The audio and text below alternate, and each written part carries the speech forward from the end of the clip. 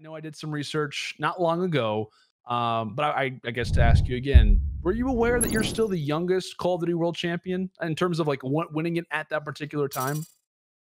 Definitely not at the time because I thought all champs would stay the same because Yeah. champs used to be in like Black Ops 2 and Ghost and Advanced Warfare when I won. They were in I think March, like late March, but it was like 3 months into the game, not at the end of the game, which is really weird Mhm. that that like the biggest tournament of the year wasn't at the end of the game. It didn't really make sense, but I mean, it's kind of impossible for me not to be the youngest at this point with the Sure. way the league is set up. So it's just how it is. But I mean, there's gonna be a lot of new young players that become world champions again at 18, and maybe one day they'll put the champs tournament back in front of March. So we'll see.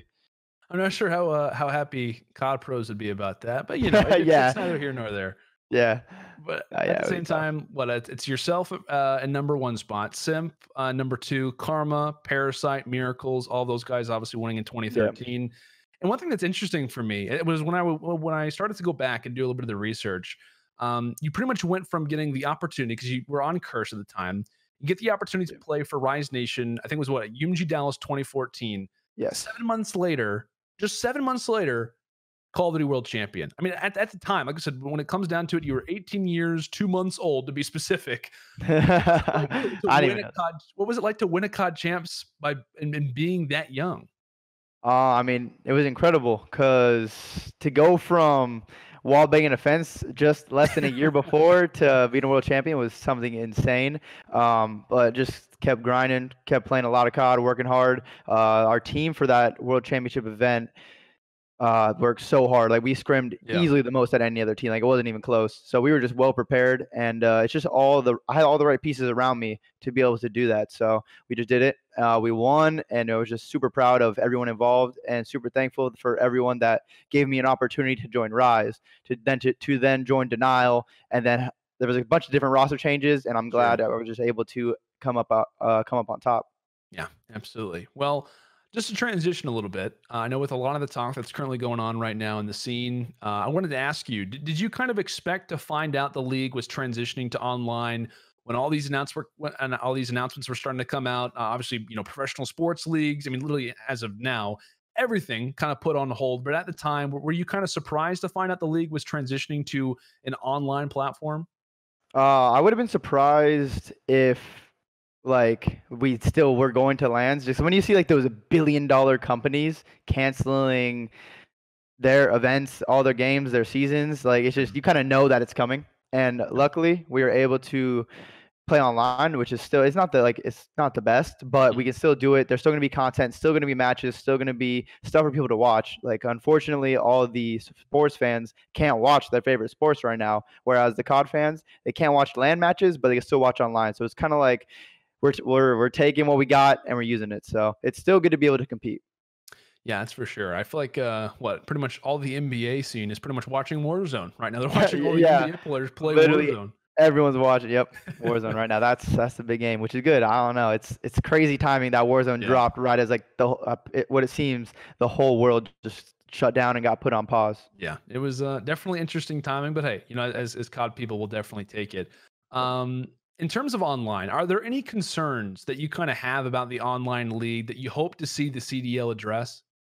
The only thing I would really be concerned about was the possibility of cheating, whether it's using some kind of hacks on a Cronist or something like that, or like a coach being able to like watch a game, be able to talk to the teammates, Sure. and they let them know what's going to happen. So really, only cheating and then the host booting would be like the two biggest things. That's what I'm concerned about. So hopefully we don't run into those issues. Hopefully they take steps to prevent those from happening. And if they do happen, hopefully we can find a quick fix because I mean that just ruins the competitive integrity, and that's what we play. We just play to be the best and to have fun in the matches. And if you're getting cheated against, like it's just lame and it's not fun at all. Sure. Now, do you think that there are any benefits to your team now playing kind of until further notice in an online environment? Do you think that, you know, the way that you guys are positioned in New York, do you think that maybe could benefit you guys in any way? Yeah, no, for sure. I think being able to just get comfortable at our houses and just play online is really good for us.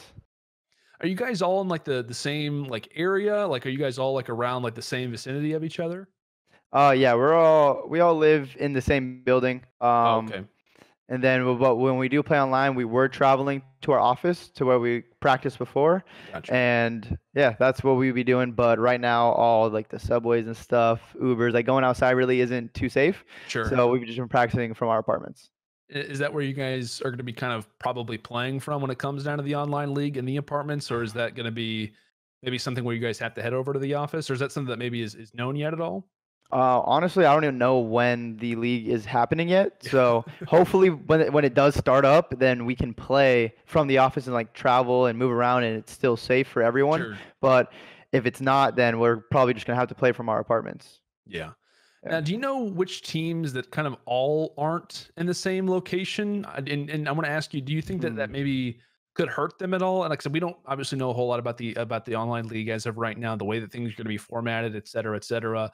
But kind of from what we do know, kind of in your eyes, do you think it's important for teams to be in the same location? Any rosters do you think that maybe could be hurt by that, by something that just is pretty much a matter of not being in the same area?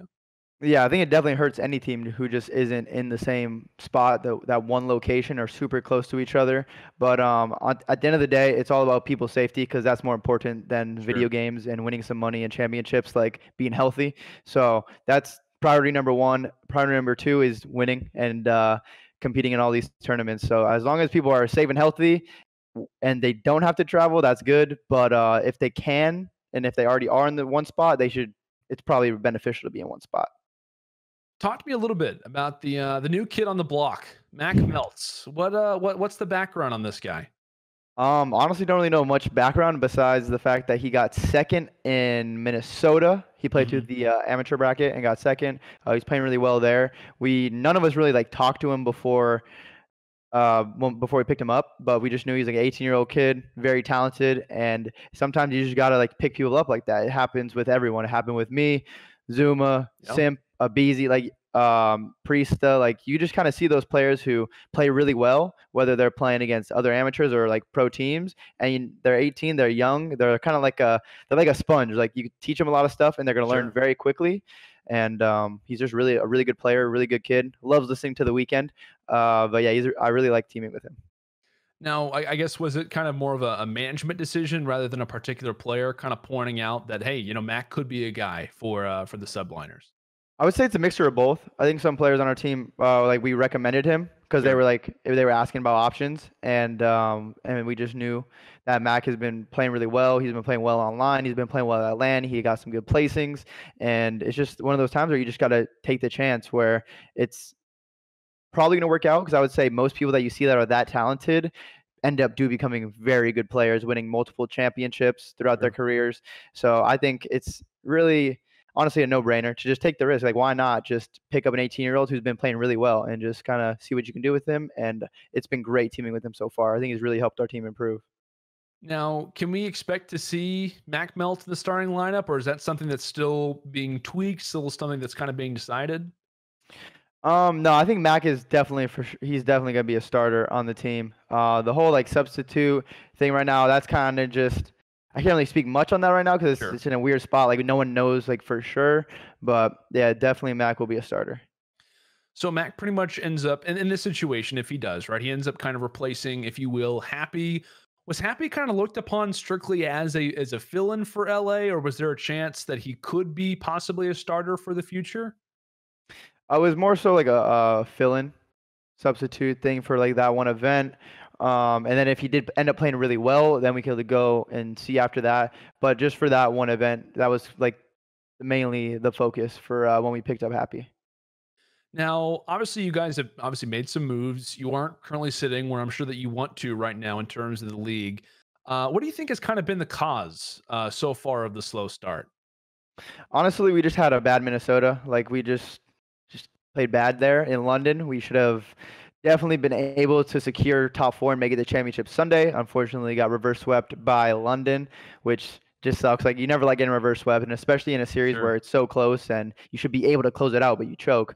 That definitely sucks, and I think that really hurt us. It's just like that momentum. Like if we win that, we go into Sunday. Who knows how we play on Sunday? We have the momentum behind us. We just would have beat Paris and then London in pretty dominant fashion if we could have closed out those series.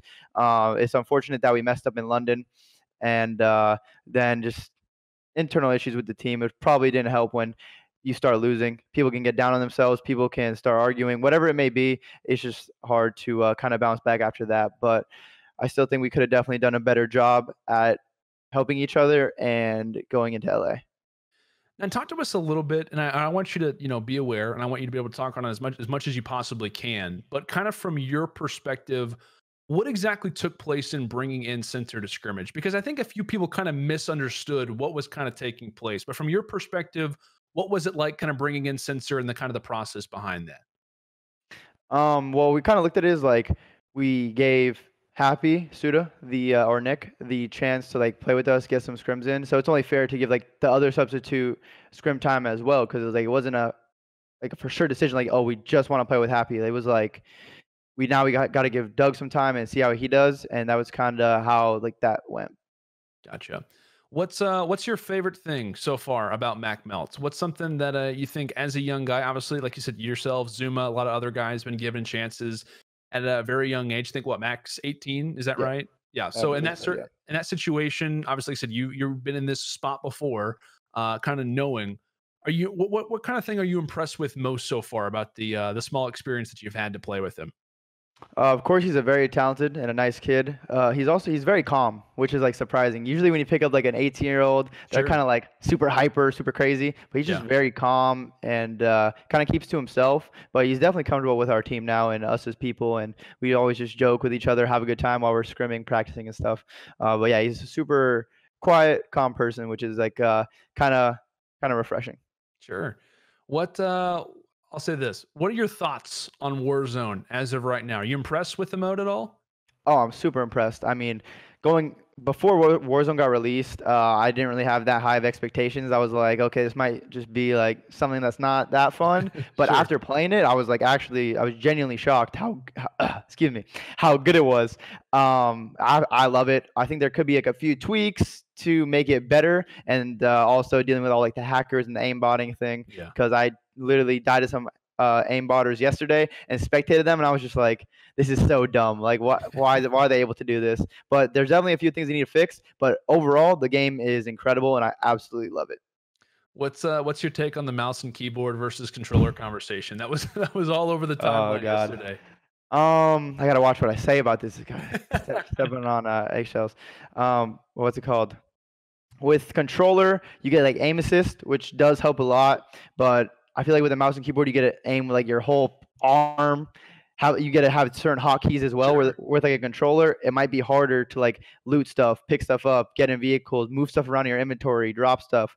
And I think with a controller, it's just like a little bit tougher in that aspect, but you have more freedom, I would say, with the mouse and keyboard. And some of the shots I see people hit consistently with the mouse and keyboards are just like insane. And I think it might be better to play on mouse and keyboard and PC for like the what's it called, the field of view and stuff Mhm. like that.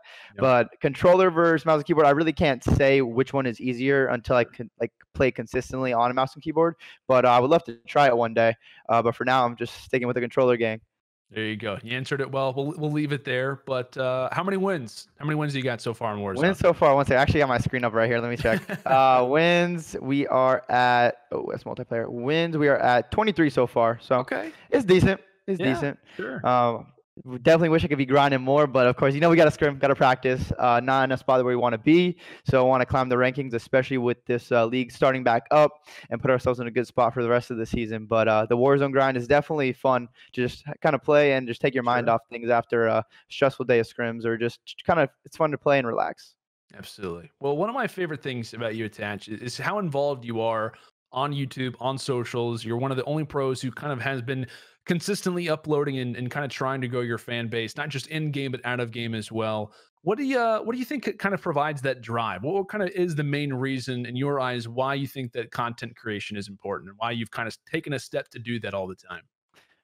Just from being when I was young in the community and just coming up, I saw people like Nade Shot, Scump, All of Optic, Hector, and all those people upload YouTube videos, and you would just see like the numbers they would get on stream and YouTube, and it's like insane. And then I joined FaZe, and of course, FaZe is a huge, like the biggest organization when it comes to like the Sure. content on YouTube and stuff. So it's kind of just like that backing that I had from FaZe, like just going over to the house, making some fun videos, but then staying consistent with like Call of Duty videos, because of course some of the FaZe guys would play COD, they would also vlog. I don't really vlog too often, but I just wanted to upload COD content. It's fun. It kind of gives me something to do on my off time. Sure. Whereas like some people, or I would just like sit around and do nothing. If I didn't stream or do YouTube, I honestly don't know what I would do. So Yeah. it just kind of gives me something to like do, work towards, build my brand, meet new people, and then who knows what experiences it could lead to one day. But I mean, it's just super fun, and I just have a good time doing it, and it just helps me connect with a lot of people that I never would have met before. So it's great. You think a few Call of Duty pros maybe could be missing out on that opportunity that you kind of seized to kind of create that content, what that could kind of lead to? You think a few players maybe would, or rather, kind of missing out on that opportunity, something that you've taken? Oh, without a question. If you're not uploading content, you're just missing. You're literally just missing out. It can't hurt you, whether Sure. you upload a Twitter video every day, YouTube video, stream every day. Like none of those things will ever hurt you. You're actually like you're gonna make money doing that, especially when you're on like such when you're a top pro player. You're in the pro league. People want to watch you learn and see. They want to watch or learn from you to how to play Call of Duty, or they might just like you as a person. And then like you're going to build your brand. You're going to get exposure, and you never know where that can lead. So I mean, I think everyone should do it, and it's just fun sometimes too. Like if you take a trip to Hawaii or somewhere, vlog it. People might just love seeing you and your personality. So hey, maybe you have another revenue stream, or you can be something when your career is done and you'll fall in love with that. But it's all just personal preference. So like I'm not gonna force or like be like, yo, you should do this, you should do this, you should do this. Maybe if it's one of my close friends and I just want to like help them and see them succeed. But it's really fun, and I honestly just have fun doing it, because when I started, I was, even now, like I don't even make an insane amount of money doing it, but it's Sure. just something that I'm so used to doing now, and I've just made so many friends with, like through my content, that I'm just happy that I'm doing it, and I'm just gonna keep doing it until maybe one day where I don't like it, or we'll see what happens. Yeah, absolutely. Well, that's attached. Call of Duty multiple time champion, 2015 world champion player for the New York Subliners. Thank you so much for joining us this Yeah, evening, thank Attach. you for having me. It was a great time, great Absolutely. talks. Thank you. Appreciate it. Thank you very much. And thank you also to everybody as well for tuning in. We managed to cover a lot kind of throughout the broadcast today. Teams with kind of the most pressure coming into the online league, early frontrunners for MVP, and also had a great conversation with Attach as well. Thank you again to all of our listeners on Spotify, Apple Podcast, YouTube, etc. We very much appreciate you guys as well. Massive shout out to production again for putting on this broadcast. It's not easy in the midst of COVID-19 kind of taking place, but we really do appreciate everybody for sticking with us and for kind of hanging on during what is kind of a little bit of a difficult time. But as well, you guys can feel free later down the line, if you're on YouTube, to kind of mention us in the comments, ask us questions in the comments. We'd love to address those on this show, as well as maybe with some interviewees as well. But stay safe, stay healthy. We'll see you again at Tuesday at 6 p.m. Central Time. That's 7 p.m. Eastern Time. Enjoy your week. We'll see you all next time. Thanks for watching. I love you.